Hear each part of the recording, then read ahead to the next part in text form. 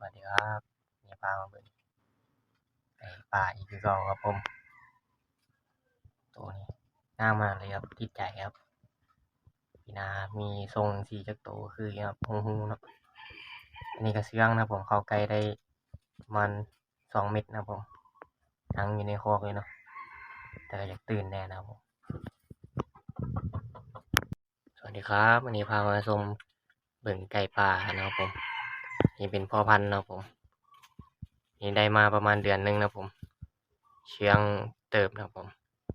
เป็นไก่หูแต้มเนาะหางปุยฝ้ายงามมานะครับผมหางไซ2 เซนเนาะแต่ยังบ่ขันนะครับผมแต่ลูกได้กำลังเข้าฟักนะครับผมลูกศอกนี่นะครับผมอันนั้นกำลังเข้ากันกับตัวแม่อีกนะครับผมทรงงามนะครับผมใส่แม่เหลืองนะครับผมไปเพื่อได้ลูกออกมาเหลืองเนาะพ่อแต่หากพ่อแดงนะครับผมเป็นไก่พ่อสีแดงเนาะงามนะครับผมทรงพี่นามีลูกผสมเล่นแน่นอนนะครับผมอาจจะเป็นลูกผสมจางๆเลยนะครับผมอาจจะเล่นได้เนาะถ้าชมเบิ่งครับผมปีหน้าไปแหละ